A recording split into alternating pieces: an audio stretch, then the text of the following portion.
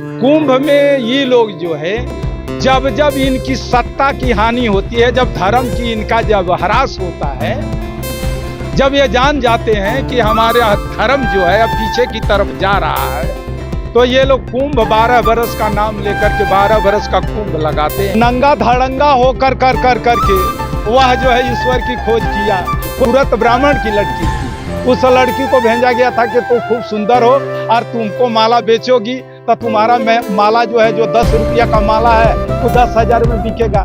इसी 2500 लोग जी जी है जो 2027 में चुनाव होने वाला है उसका ग्राफ गिरेगा, इसके लिए ये लोग छुपा रहे हैं। की बात आती है तो बुद्ध के जमाने से पहले ये लोग व्यवस्था 3 गो का चलाता था। जो बुद्ध के समय में बोध गया में 3 लोग होते थे, 3 ब्राह्मण ऋषि।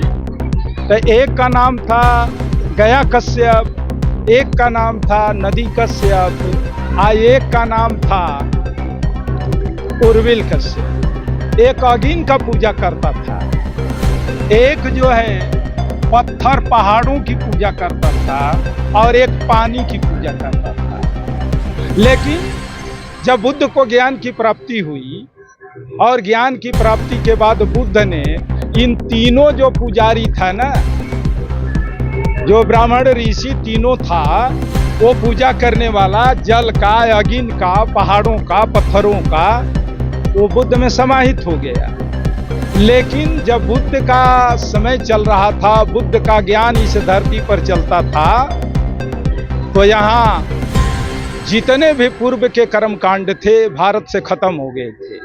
लेकिन इस देश में जब बुद्ध का फिर विनाश हो गया, यहाँ बौद्ध धर्म लुप्त हो गया, तो इन लोगों ने फिर यह चालू किया।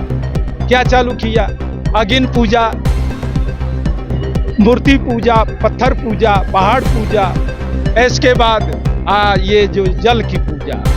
तो जल की पूजा में ये जो कुंभ है, कुंभ में ये लोग जो है जब जब इनकी सत्ता की हानि होती है, जब धर्म की इनका जब ह्रास होता है, जब ये जान जाते हैं कि हमारा धर्म जो है अब पीछे की तरफ जा रहा है, तो ये लोग कुंभ 12 बरस का नाम लेकर के 12 बरस का कुंभ लगाते हैं, ये परीक्षण लेने के लिए। ये 12 बरस का एक युग होता है, एक समय होती है, क्योंकि एक बच्चा जो बालक होता है तो 12 बरस के बाद वह 13वां बरस में जाता है तो प्रौढ़ावस्था में जाता है। इसलिए ये लोग सोचते हैं कि 12 बरस तक की जो आने वाली पीढ़ी है, इसको हमेशा हम 12 बरस पर टार्चर करते रहें। इनका मकसद होता है कि हम 12 बरस का वही ये बच्चा हो रहा है, इसको टार्चर को करके इसमें हम फिर खींच लेंगे, तो हमारा जो है ये जो व्यवस्था है, जो हमारा धर्म है, वो अस्थायी फिर हो जाएगा। देखिए इस देश में अब आपसे मैं बता रहा हूँ, पहले भी जो है जब मैं 3 बात आपको बताया, तो कोई जो है नंगा धड़ंगा होकर कर कर करके वह जो है ईश्वर की खोज किया, कोई खड़ा होकर कर करके एक पैर पर होकर के ईश्वर की खोज करता था, तपस्या करता था। तो इनकी कैटेगरियां बन गई है और इनकी कैटेगरियां अनेकों प्रकार की है।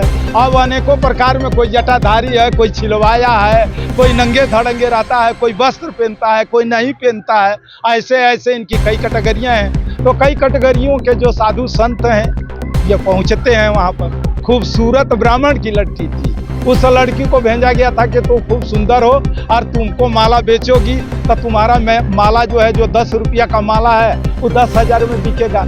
इसकी खूबसूरती के चलते वहाँ उसकी खूबसूरत के अरे नहीं, बंजारा की लड़की नहीं है, वो ब्राह्मण की लड़की है, वो रहने वाली गुजरात की है। अरे भाई चंद्रशेखर की बात का है, वह जितने हिंदू साधु संत हैं उनके जो है वो लोग कहते हैं कि अगर आपका बुरा कर्म है, जो बुरा कर्म आप करते हैं, गंगा में नहा लेंगे, कुंभ में नहा लेंगे तो आपका पाप धोआ जाएगा। लेकिन हमारे जो महापुरुष हैं, बुद्ध से शुरू होता है। मैं जो है रविदास जी की भी बात करता हूँ। रविदास ने कहा था कि मन चंगा और कठवत में गंगा। तो आपको जिस घर में कठवत का मतलब उस जमाने में काठ के नाद होते थे, नाद बनाए जाते थे, पानी रखे जाते थे, और काठ युग में तो उसी पानी में जब रखा जाता था तो उसी को रविदास ने कहा कि जो कठवत में तुम पानी रखते हो, वो खाने पीने के लिए पानी रखते हो, उसी में तुम नहा लोगे, तुम्हारा मन चंगा हो जाएगा। और तुम्हारा मन चंगा रहेगा तो कहीं नहाने जाने से पाप नहीं धोआता है। अगर आपको मैं बता रहा हूँ, ये बताइए कि अगर हम लोग उस पर बात करेंगे, अगर हम हत्या कर करके, चोरी कर करके, बेविचार कर करके, झूठ बोल कर करके, और नशाओं को, शराब, तमाम तरह की जो व्यवस्था है नशा, उसको पी कर करके किसी की हत्या कर देंगे, किसी के वहाँ पर जो है जो औरतें गई हैं नहाने के लिए उनके साथ हम छेड़छाड़ करेंगे, तो क्या वो भगवान मुक्त कर देगा, वो जल मुक्त कर देगा? बताइए कि बाबा साहब का अगर कानून है, जो संविधान है, उनको जेल में जाना पड़ेगा कि नहीं जाना पड़ेगा? अगर भारत का संविधान अगर चलता रहेगा, अगर कानून चलता रहेगा तो उसको जेल जाना है ना। तो ये बताइए आप कि वहाँ पर कि वहाँ जितना हत्या कराई गई है, जितने लोगों को भगदड़ करा कर करके सरकार ने उन लोगों को मरवाया है, मुआया है, इसका दोषी कौन है? सरकार।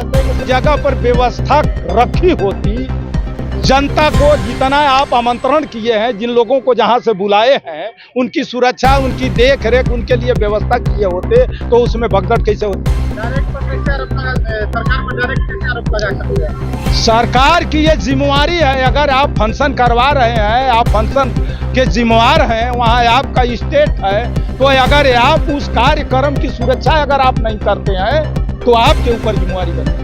योगी जी भावुक हो गए, रोने लगे, नहीं, रोना तो उनका काम है, क्योंकि वो ये गरीबों को मारने के लिए, अशिक्षितों को मारने के लिए, ढोंग फैसला फरेडी कार्यक्रम करा कर करके इन लोगों का मकसद है कि यहाँ पर 85% के लोगों की जो आबादी बढ़ रही है, इनको किसी तरह से खत्म किया जाए।